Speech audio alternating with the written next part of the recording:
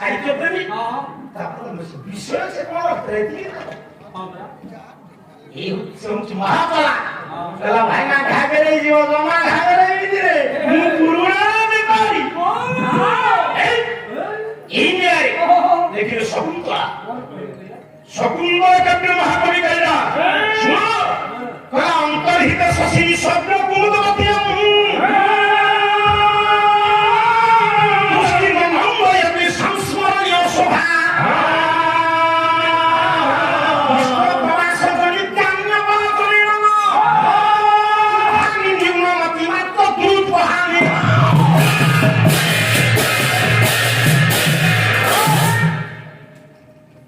नारी मनरे कहीं दुख हुए माँ आज जो रात्रि पाई गोटे स्त्री कांदुची गोटे स्त्री हसुची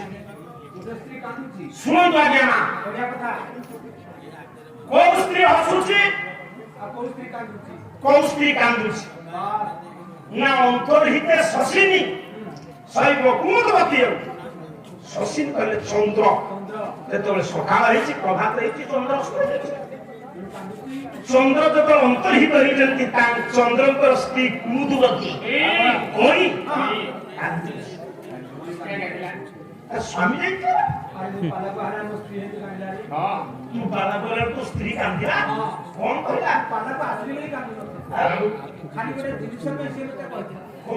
आगे दीजिए आगे समझ बस कर जो काई कोन टंका ममा की सिटी की नहीं लागे कोने टंका का हमर खत बारे काल पूरा खाऊ ए सेना गाछ काटी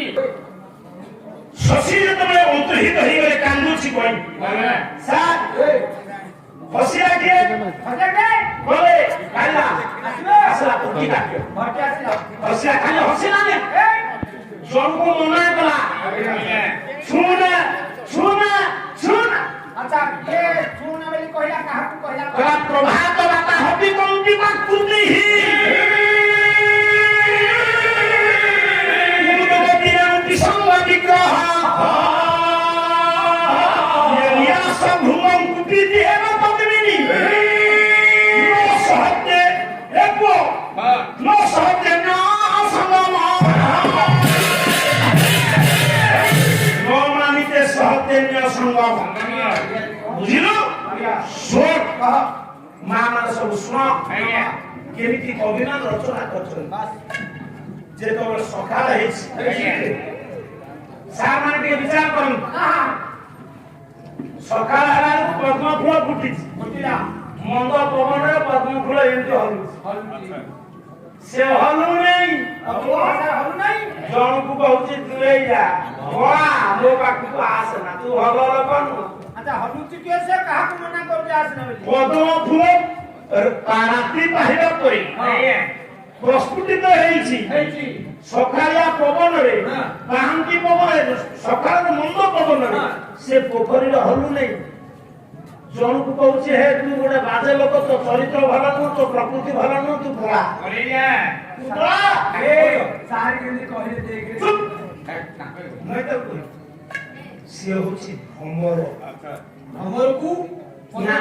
नाही करू हेरे काहे की कहउछि तू होछि बीत पुरुष जाइला केंदी कुमुदवती एवं किसान विग्रह राति कई फूल सहित प्रीति करूथिलु ता रज तो देह जाक लागिछि तू मो पाखु आसिछु मु सती नारी न सहतेन्य संगम न सहते अन्य संगम सती नारी केबे गोटे बीत पुरुष को स्पर्श करला राजी हुए ना राति रे कई फूल पाखे थिला के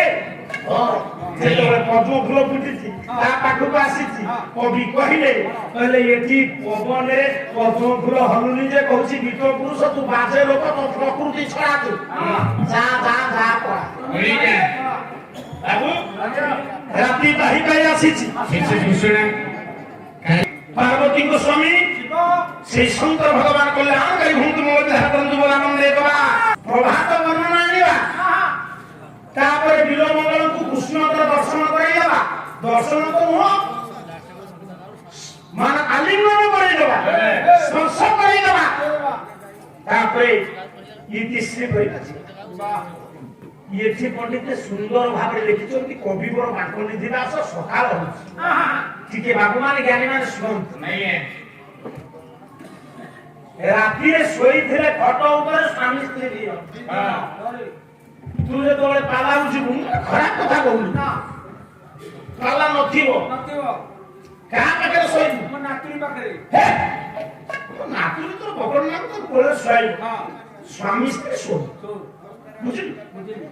ଆଗ କିଏ ଶୋଇ ଆଗ ମୁଁ ଶୋଇବି ତୁ ଶୋଇବା ପରେ ସ୍ତ୍ରୀ ତୁ ଶୋଇବା ପରେ ସେ ଶୋଇବ ଶୋଇଲା ଉପରେ ଶୋଇବି ନା କଣ କହିଲୁ ମୁଁ ଶୋଇସାରିଲା ମୋ ଉପରେ ଶୋଇବ ନା ଆଉ ତୋ ଉପରେ ଶୋଇବ ଭାଇ କହିବା କଥା ତାକୁ ଆପଣ କଣ କରୁଛନ୍ତି ସ୍ୱାମୀଙ୍କ ଭବନ ଉପରେ ତୁ ଭୁଲିବୁ ଅମୃତ ଧର୍ମ ହେଉ 1862 ଅଗଷ୍ଟ 9 ସରସ୍ୱତୀଙ୍କର ବିବାହ ରଞ୍ଜନ ହେବା ସମ୍ବଲପୁର ବରପାଲି ଅଞ୍ଚଳରେ ପଞ୍ଚମ ଶ୍ରେଣୀ ପର୍ଯ୍ୟନ୍ତ ଶିକ୍ଷାଗତ ଯୋଗ୍ୟତା ଏମିତି କାବ୍ୟ କବିତା ଲେଖିଲେ ୟୁନିଭର୍ସିଟି କୋର୍ସ ଅଛି କଲେଜ ପିଲା ପଢୁଛନ୍ତି ଗୋଟିଏ ପଦ ଗଙ୍ଗାଧର ବେହେରା ଲେଖିଲେ ସ୍ୱାମୀଙ୍କ ଭଜନ ପରେ ତୁ ଭୁଲିବୁ ଶୋଇବୁ ଶୟନ ପରେ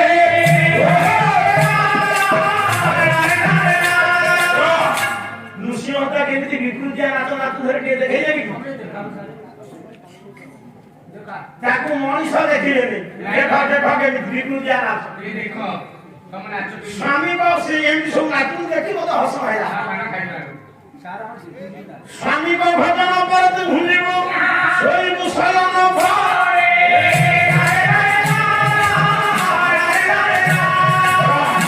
ଇଏ କୋଉ ଶାସ୍ତ୍ରରେ ଲେଖା ହେଇଛି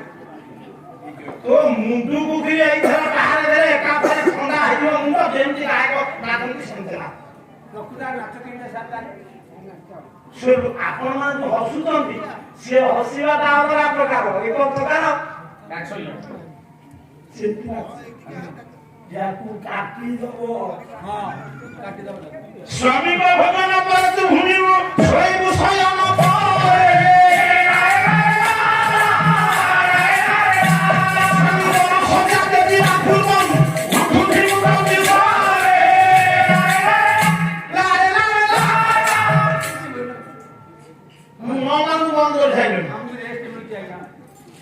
ସ୍ୱାମୀଙ୍କର ଭୋଜନ ପରେ ତୁ ବୁଝିବୁ ମା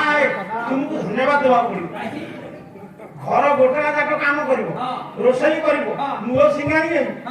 ସମସ୍ତେ ଖାଇସାରିବେ ସେ ଭାଇ ଓ ହୋଇ କି ଅଲଗା କିନ୍ତୁ ମୋ ସ୍ତ୍ରୀ ଆଗ ଖାଉଛି ଆଜ୍ଞା ଆମ ଘରେ ମୁଁ ମରାମରି କରି ଏ ପୁଅ ଶୁଣୁ ତୁ ବାହା ହେଲେ ତୋ ସ୍ତ୍ରୀ ତୋତେ ମରିବ କି ନ ମରିବ ପାଲା ଶୁଣୁ ଏଇ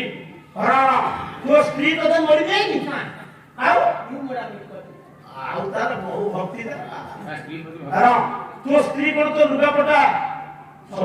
ହଁ ସେ କଣ ସଫା କରିବ ହଉ ସେ ଗୋଟେ ଆଶା ଦିଦି ଓହୋ ତୋ ସ୍ତ୍ରୀ ଅଛି ମୁଁ ସଫାସୁତୁରା କରିବି ଆରେ ସେଇ ଯୁଗରେ ସବୁ ତକ ସାବୁନ ନେଇଯାଉଛି ଆଚ୍ଛା ତୋ ସ୍ତ୍ରୀ ତୋ ଅଣ୍ଟା ଖାଏନି ମୋ ସ୍ତ୍ରୀ ମୋ ଅଇଁଠା ଖାଇବ ହଁ ଆଉ କଣ ମୁଁ ବେଳେ ପାଲାରୁ ଗଲେ ତା ଅଇଁଠା ଖାଇବି କେତେ ଜିନିଷ ଆଣିଛି ଜାଣିଛ ଟିଭି ଗଡ଼ରାଜ ଆହୁରି ସ୍ପେଶାଲ କୁକୁଡ଼ା ଦିଟା ମୋ ଘରକୁ ସେ ସ୍ପେଶାଲ ବିରାଜି ଆଣିଥବ ନା ମୁଁ ଏ କଥା କାହିଁକି ତତେ ପଚାରିଲି ଲେହେର ତ ଲେଖା ଲେଖା ଚଳିବନି ୟାକୁ କାଟି ଦିଅ କାହିଁକି ଇଏ ସମାଜରେ ସ୍ୱାମୀ ଏବେ ବାସ କରିଛନ୍ତି ସ୍ତ୍ରୀ +2 ସିଟି ପୋଷ୍ଟିଂ ହେଇଯାଇଛି ସ୍ୱାମୀଙ୍କର ଚାକିରି ନାହିଁ ଗାଁରେ ତାଙ୍କର ଯେତିକି ବିଲ ଅଛି ମୂଳ ମଜୁରିଆ ପକେଇକି ତାକୁ କଣ କରୁଛନ୍ତି ଚାଷ ସ୍ତ୍ରୀ ଅପେକ୍ଷା କରିବ ମୋ ସ୍ୱାମୀ ମଜୁରିଆ ନେଇ ଯାଇଛନ୍ତି ବିଲ ରୁଇବାକୁ ସେ ଆସିଲେ ମୁଁ ଖାଇକି ସ୍କୁଲକୁ ଯିବି ଆଜ୍ଞା ନେହର ଲେଖିଛନ୍ତି ସ୍ୱାମୀଙ୍କ ଭୋଜନ ପରେ ତୁ ବୁଝିବୁ ମୋ ଭାଇ ଓ ଶିକ୍ଷୟିତ୍ରୀ ମୋ ଭାଇ ପଣ୍ଡିତ ସେ ଯାଇଛନ୍ତି ଯଜ୍ଞ କରିବାକୁ ମୋ ଭାଇ ବୋଉ କହିବ ମୋ ସ୍ୱାମୀ ଯାଇଛନ୍ତି ଯଜ୍ଞ କରିବାକୁ ଆସନ୍ତୁ ମୁଁ ଖାଇକି ସ୍କୁଲକୁ ଯିବି ଏ ତ ରହିଲା ନାହିଁ ନେହରଙ୍କ କଥା ତାମାନେ ସେଠି ନାରୀ ଠିକ କଲେ ନା ଭୁଲ କଲେ ନା ଠିକ କରିଛନ୍ତି ସେ କର୍ତ୍ତବ୍ୟ ପରାୟଣ ହେଇଛି ସେ ସେଠି ସ୍ୱାମୀର ଉଦ୍ଦିଷ୍ଟ କିଛି ଆବଶ୍ୟକ ନାହିଁ ବୁଝିଲୁ ତେଣୁକରି ସ୍ୱାମୀ ସ୍ତ୍ରୀ ଦୁଇ ଜଣ ଶୋଇଛନ୍ତି ତୋ ସ୍ତ୍ରୀ ସିନା 9ଟା ବେଳକୁ ଉଠୁଛି ପ୍ରକୃତରେ ମହିଷୀ କଲ୍ୟାଣମୟୀ ସୁରକ୍ଷଣୀ ଆର୍ଯ୍ୟ ମା ମାନେ କେବେ ହେଲେ ଅପେକ୍ଷା କରନ୍ତି ସେତେବେଳେ ପଣ୍ଡିତ ନଥିଲା ବାଥରୁମ ନଥିଲା କୁଅ ପୋଖରୀ କୁଅ ଟିବେ ଯେମିତି ଆମର କହୁନଥିଲେ କହିଲି ଟ୍ୟୁବୱେଲରେ କଣ ପାଣି ନଥିଲା କହିଥାନ୍ତେ ମୋ ବାପା ପିଇ ଦେଇଥାନ୍ତା ବିଲ ମଙ୍ଗଳ କହୁଥିଲା ଟ୍ୟୁବୱେଲରେ ପୁରା ଏମିତି ବସିଥିଲା କାହିଁକି ଚିନ୍ତା ନାରୀ ମାନେ ଆଗରୁ ଉଠନ୍ତି ପୁରୁଷ ଉଠିଲା ପୂର୍ବରୁ ପୋଖରୀରେ ଗାଧୁଆ ପାଧୁଆ କରି ପୁରୁଷ ମାନେ ସ୍ନାନ କରିବା ବେଳେ ନାରୀ ମାନେ ପୁରୁଷ ମାନେ ଦେଖିଲେ କାହିଁକି ଦେଖିବେ ତାର କାମ ଅନେକ କଥା ଅଛି ଟାଇମ୍ ଏଠି ଯେହେତୁ ରାତି ପାଉଛି ପୁରୁଣା କାଳିଆ ଲେଖା ଇଏ ସ୍ତ୍ରୀଟି ଉଠିଲା କିନ୍ତୁ ତା ସ୍ୱାମୀ ଟିକେ ପକେଇ ଦେଇଛି ଆପଣ ହସନ୍ତୁ ନାହିଁ ତାର କାରଣ ଅଛି ତା ସ୍ୱାମୀ ମଦ୍ୟପ ସେଠି ମଦ ପିଇଛି ସେ ଉଠିଲା ବେଳକୁ ଛାଡ଼ିଲା ତା ସ୍ୱାମୀ କହିବା କଥା କାରଣ ମଦ୍ୟପ ଯେହ୍ନେ ମଦ ପିଇ ସତ୍ୟ ଅସତ୍ୟ ମଦ ଜଗନ୍ନାଥ ଦାସ ଲେଖିଛନ୍ତି ତା ସ୍ୱାମୀ କହିବା କଥା ରାତି ପାଇଲେ ଇଏ କହୁଛି ରାତି ପାଇଲେ ଇଏ ଯେତେ ପ୍ରକାର ଚେଷ୍ଟା କରୁଛି ସ୍ତ୍ରୀ କଥା ସ୍ୱାମୀ ଶୁଣିଲେ ଏଠି ଲେଖିଲେ କିଏ ସ୍ତ୍ରୀ ବୁଝେଇବ ସ୍ୱାମୀ ସ୍ୱାମୀର ବିଶ୍ୱାସ ହବ ରାତି ପାଇଛି ଇଏ ସ୍ତ୍ରୀ ଲକ୍ଷଣ ସ୍ୱାମୀ ସ୍ତ୍ରୀ କି ଛାଡୁ ନାହିଁ ଲେଖିଲେ ଜୀବ ଧନ ଧନ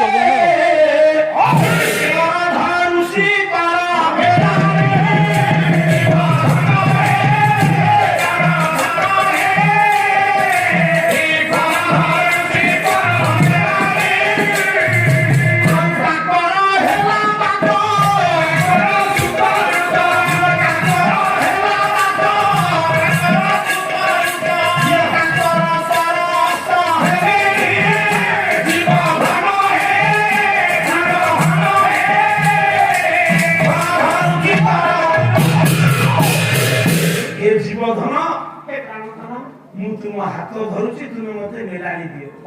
ରାତି ପାହିଲାଣି କେମିତି ଜାଣନ୍ତି କାକର ହେଲା ବାତ କାକର ସୁତ ଋତ ମଉସା ଶୁଣନ୍ତୁ ଭଲ ପାଲା ପାଇଁ ଅନ୍ୟ ମନସ୍କ ପାଇଁ ହଉଛୁ କାକର ସୁତ ଋତ କାକର ହେଲା ବାତ କାକର କର ଅଷ୍ଟ ବୋଲେ ବୁଝା ସେ ସ୍ତ୍ରୀ ବୁଝଉଛି ତା ସ୍ୱାମୀ କାକର କହିଲେ ଥଣ୍ଡା ପାତ କହିଲେ ରାତି ପାହିଲା ବେଳକୁ ଥଣ୍ଡା ପବନ ବହେନି ଥଣ୍ଡା ପବନ ବହିଲାନି ରାତି ପାହିଲାନି ଛାଡ଼ିଦେଲା ତୁ ତ ମୋ ପାଖରେ ଶୋଇଛୁ ଝରକା କବାଟ ବନ୍ଦ ହେଇଛି ତୁ କେମିତି ଜାଣିଲୁ ମୁଁ ଜାଣିପାରିଲିନି ଥଣ୍ଡା ପବନ ବହୁଛି ପୁଣି ପ୍ରମାଣ ଦେଲା କାକର ସୁତ ଋତ କାକର କହିଲେ କୁଆ ସୁତ କହିଲେ ପୁଅ କୁଆର ପୁଅ କୋଇଲି ରାବ କାବ କରିଲି ତୁମେ ମତେ ଛାଡ଼ିଦିଅ ଇଏ ତ ଟିକେ ପକେଇଛି କୋଇଲି ବୋବେଇଲା ମତେ ଶୁଭିଲାନି ତତେ ଶୁଭିଲା ମୁଁ ତତେ ଛାଡ଼ିବି ଆହୁରି କାକର ପରସ୍ତ ହେଲେଣି କାକର କହିଲେ ଥଣ୍ଡା ପର କହିଲେ କିରଣ ଥଣ୍ଡା କିରଣ କାହାର ଚନ୍ଦ୍ର ଅସ୍ତ କେମିତି ଲେଖିଛନ୍ତି ତଥାପି କହିବା ମୋ ପାଖରେ ତୁ ଶୋଇଛୁ ଝରକା କବାଟ ବନ୍ଦ ହେଇଛି ମୁଁ ଚନ୍ଦ୍ରଙ୍କୁ ଦେଖିବିନି ତୁ ଦେଖିଦେବି ଜମା ମୁଁ ତତେ ଛାଡ଼ିବି ସ୍ତ୍ରୀ ଚନ୍ଦ୍ର କହିଲେ ମୋ ସ୍ୱାମୀ ମତେ ଛାଡ଼ିବେ ରାତି ପାହିଗଲେ ମୁଁ ବୁଆ ତୁମେ କହୁ ଗାଧେଇବାକୁ ଯିବି ବାଙ୍କା ଲେଖୁଛନ୍ତି ସ୍ତ୍ରୀ ବୁଝଉଛି କଲା କମଳରେ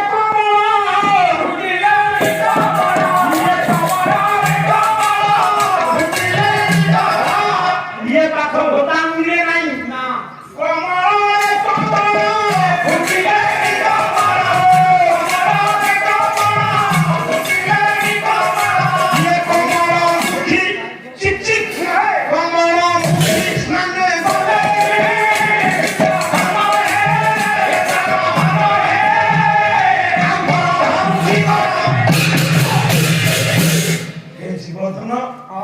କମଳରେ କମଳ ଫୁଟିଲେଣି କମଳ କମଳ ମୁଖୀ ସ୍ନାନ କଲେଣି ସେ ସ୍ୱାମୀ କମଳ କହିଲେ ଜଳ ପୁଷ୍କର, ପୁଷ୍କରି କମଳ କହିଲେ ଜଳ, ଜଳ କମଳ କହିଲେ ପଦ୍ମ। ପଦ୍ମ ପୋଖରୀରେ ପଦ୍ମ ଫୁଟିଲାଣି ପରା, ପାତି ବାହିଲାଣି, ମତେ ଛାଡ଼ ନା ଏ ମୁଁ ଥରେ ପାଇଛି ତୁ ମୋ ପାଖରେ ଶୋଇଛୁ, ଏଠି ମୁଁ ଶୋଇଛି ମୋ ସାଗର ଦେଖିଲି ନା ତୁମେ ତ ମୋ ପାଖରେ ଶୋଇଛ, ହେଲେ ପୋଖରୀରେ ପଦ୍ମ ଫୁଟିଲା କେମିତି ଦେଖିଲ? ହଁ। ହେଇପାରିବ। ମୁଣ୍ଡ ଖରାପ ହେଲା ସେ ସ୍ତ୍ରୀ ଲୋକ କଣ କହିଲେ ଇଏ ଛାଡ଼ି। କମଳରେ କମଳ ଫୁଟିଲେଣି, କମଳ ଶୁଣ ନା, କମଳ ମୁଖୀ ସ୍ନାନେ ଗଲେଣି। କିଏ କହୁଛି? ସ୍ତ୍ରୀ କହୁଛି। କମଳ କହିଲେ ପଦ୍ମ, ପଦ୍ମ ନାରୀ ମାନଙ୍କୁ ପଦ୍ମମୁଖୀ କୁହାଯାଏ। କୁହାଯାଏ ଗାଁର ସବୁ ପଦ୍ମମୁଖୀ ନାରୀ ମାନେ ସ୍ନାନ କରିବାକୁ ଗଲେଣି, ତୁମେ ମତେ ଛାଡ଼ି ଦିଅ ଦୟାକରି, ସାମ୍ନା ଆସିଲ କି ନାଇଁ କାଲି ତୁମେ ମତେ ଛାଡ଼ି ଦିଅ। ଯେତେ ଚେଷ୍ଟା କଲେ ଏ ପୁରୁଷ ଛାଡ଼ିବ। ଏବେ କବି ଆସିଲେ ପୁରୁଷ ତାକୁ ଛାଡ଼ିବ। କବି ଆସିଲେ କବି ଆସିଲେ ଛାଡ଼ିବ ପୁରୁଷ ଛାଡ଼ିବ। ତାଙ୍କା ବୋଲେ ଶଙ୍କର, ତାଙ୍କା ବୋଲେ ଶଙ୍କର, ତାଙ୍କା ବୋଲେ ଶଙ୍କର, ତାଙ୍କା ବୋଲେ ସେବକେ ସେବକେ ସେବକେ ଶଙ୍କରେ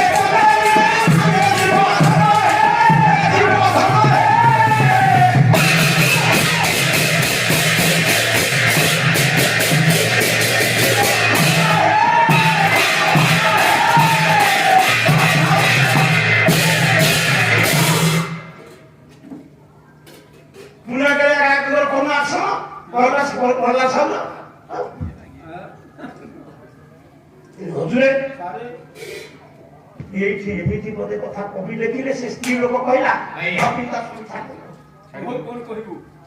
ବାଙ୍କା ବୋଲେ ଶଙ୍କର, ଶଙ୍କର ବୋଲେ ଶିବ, କବି ବାଙ୍କା କହିଲେ ଶିବାଳୟରେ ସ୍ୱନ ଶୁଭେ ଶଙ୍କର, ସେବକେ ମାନେ ନିଃସଙ୍ଗରେ ନିର୍ଭୟରେ ନିର୍ଦ୍ୱନ୍ଦରେ ଶଙ୍ଖ ଶବ୍ଦ ଶଙ୍ଖ ପକେଇଲେ। କେମିତି ଲେଖା? ବାଙ୍କା ବୋଲେ ଶଙ୍କର, ସ୍ୱନ ଶୁଭେ ଶଙ୍କର, ସେବକେ ନିଃସଙ୍ଗରେ ଦେଲେ। ଶଙ୍ଖ ଶବ୍ଦଟା ଦୀର୍ଘ ବହୁତ ଦୂରକୁ ଦୀର୍ଘ ସମୟ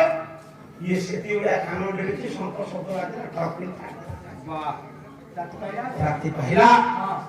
ସେଇ ରାତି ପାହିଲା ବେଳେ ଆଜି ସେଇ କୃଷ୍ଣ କୃଷ୍ଣ